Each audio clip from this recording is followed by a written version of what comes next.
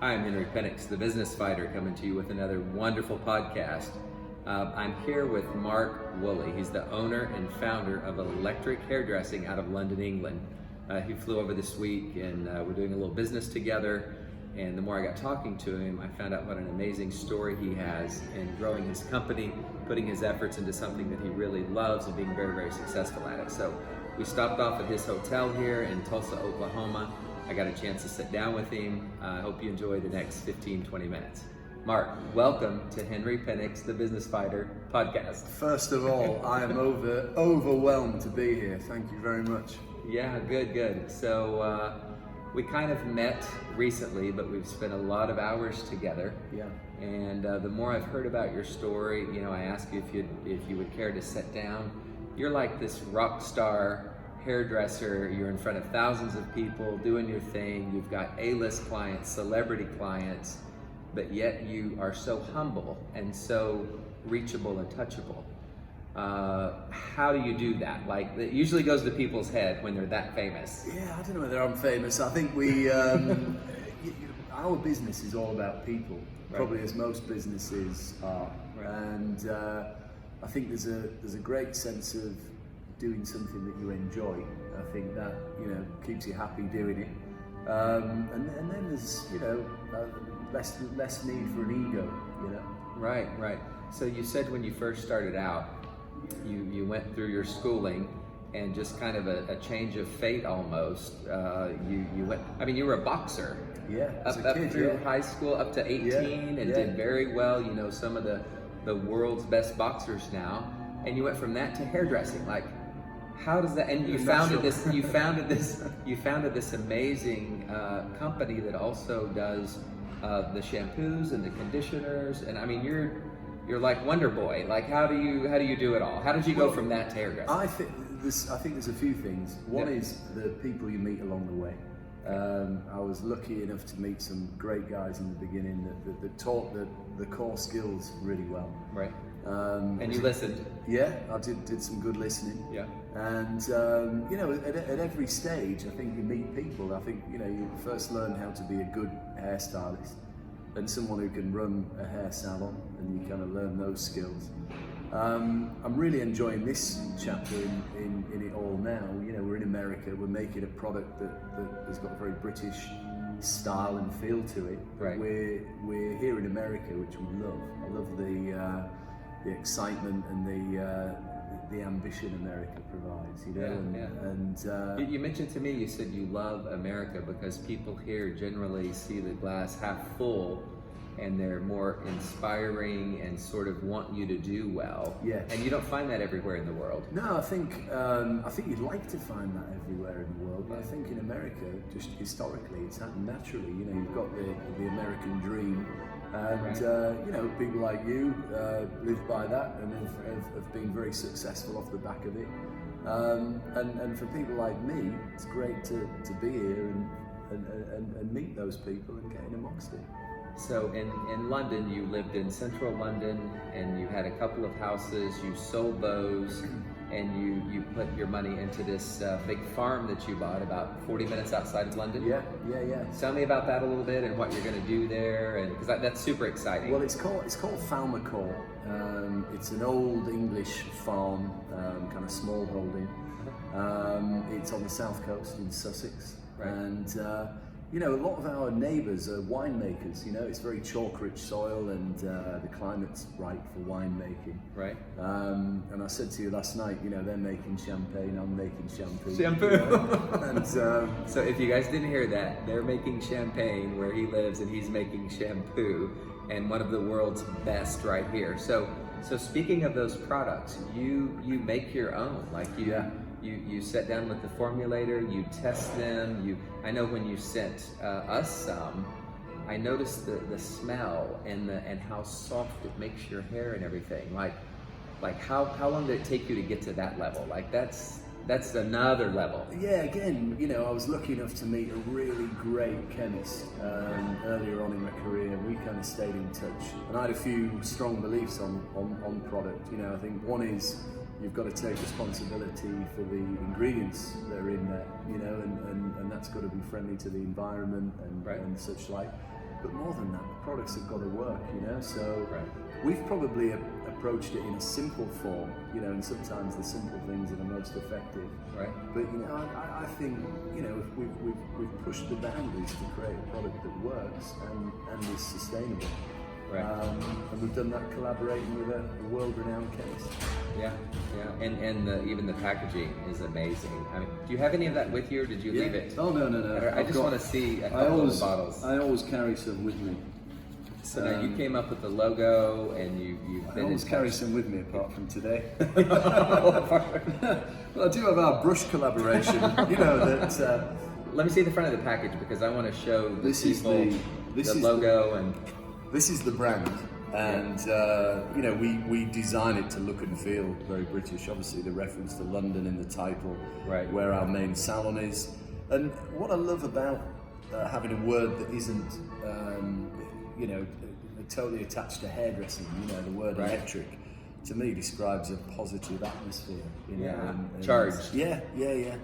And we've got a little crest there that gives our English feel.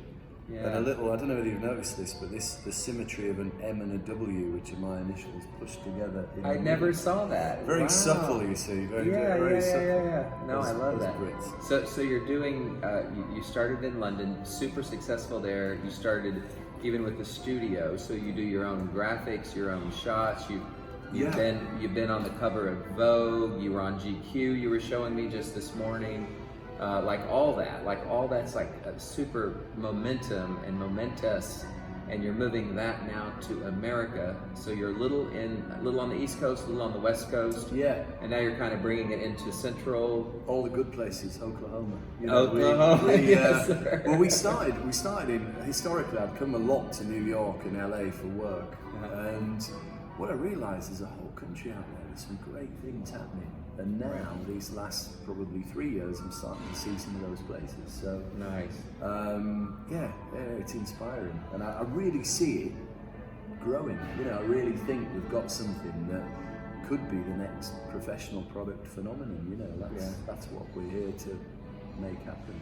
Well, I think you will. I think you're on the road to that. And from what I've studied about that industry, that can build fairly quick. You have to have the styling, you have to have the color, you have to have, it has to work, obviously, and then the right connections to kind of get it out. And then some of these brands are doing very, very well now, and there's kind of a gap that you're filling with the fresh. It's new to the U.S., but you've been at it all your life. You've had over 20 years in it. Yeah. Since I was 3. So as a 23-year-old, Mark, tell me, how do I wish. you... No, that's awesome. So now that you're kind of taking those next steps, and you're building more momentum, was there ever a point in your life where you hit a stumbling block and you thought about quitting? I mean, is there something that almost made you say, is this really worth it? But you pushed through and got to what you wanted? Yeah, I think anybody, there are inevitable highs and lows of running any business, aren't there? You know, and I think the trick is, when you're in that, you know, low, you need to definitely not quit, you know, and find something to spur you on. I think.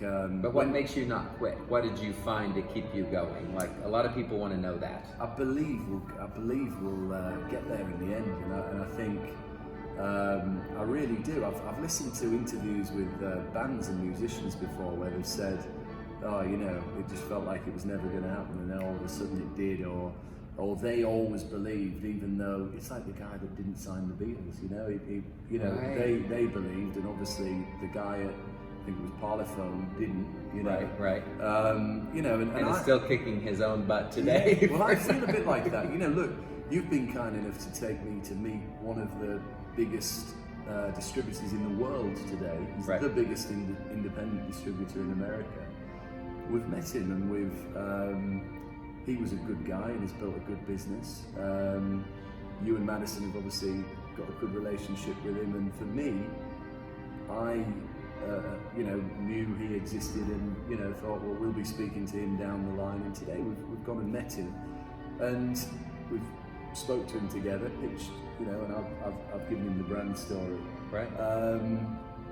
You know, it's things like that that help things along. And it's funny, when you know, we mentioned earlier when we bought the farm, and I was sold my family home in order to buy it. When we were moving out, I was looking at where the dining room table used to be in the old house, and I thought, wow, so many things have happened here, because we'd had board meetings around that table, we'd had art meetings with our creative team, and I can remember nights jumping around the table with elation because we'd opened a new distributor, or we'd opened a new salon in England or something. And I can remember nights of head in hands thinking, oh shit, you know, how are we going to pay the payroll or whatever this month, because we've just made a stretch to do this. So they are, I think in any business there are highs and lows, and I think knowing what you know and thinking we've got the credentials to go there gets you through.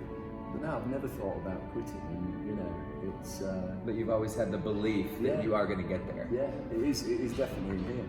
Wow. And I don't think you could get there if it wasn't something you were passionate about, right? Yeah. So if somebody's trying to go out and just collect $1, I think they're going to fall away a lot faster than somebody that's got it in their heart and is there for whatever happens. Like you're going to make it happen anyway. Well, I think, you know, for me, there's been millions of hairdressing brands in the world, loads, you know, and there's been some good ones, but I don't think there's been many product visionaries. You know, I think there's been a few.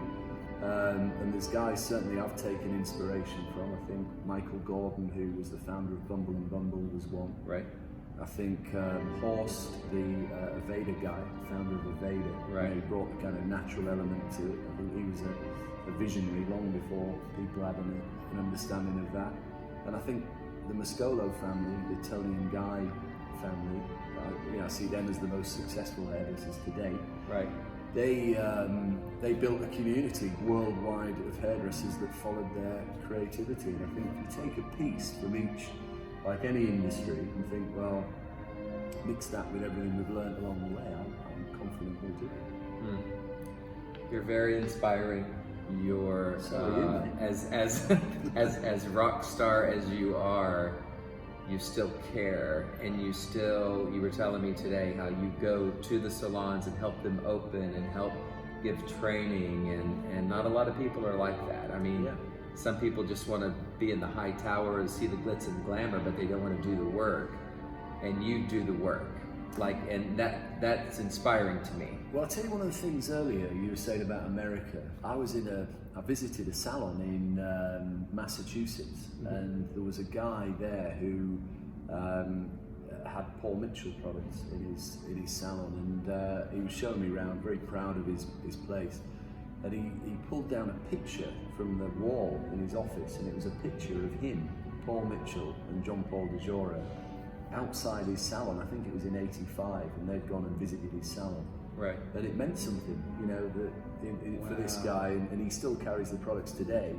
And I thought the great thing about America is there is that respect for a founder or somebody who's going to work hard or try hard or whatever. Right. I'm not sure he'd have had the same response in Europe. I'm saddened to say, but here, it meant something, and that resonated with me, and thought, right, let's do that. Let's get on the road like old bands did and play every town and touch people. Yeah, and if people will see you and think that's good, I will try your products and like it, that means something in America. Right. No, well, I'm inspired by you. I want our next interview.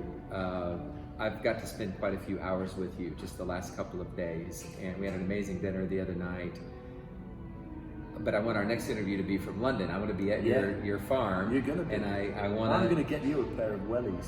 Wellies? You got wellies? No. You can borrow mine. Okay, well, I'll take some wellies, whatever those are. And boots. It's okay. okay. On the farm. I'll wear some boots. I don't have to work, do I? No.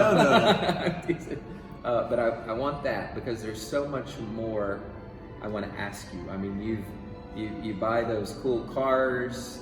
You've got the electric branding in London. You've done so much, a great family life, talking about your kids. I mean, there's so much more that we could go into. We could do this for at least another couple of hours, but But I want to stop it here. I want to say thank you again for not only being with us today, but doing this interview. And until we meet again in London, or maybe again here first, then in London. I'll be back. I can't wait. So congratulations on all your successes. Thank you, Henry, and thanks for spending the time. Appreciate it. All right. Mark Woolley, Henry Penix, check us out.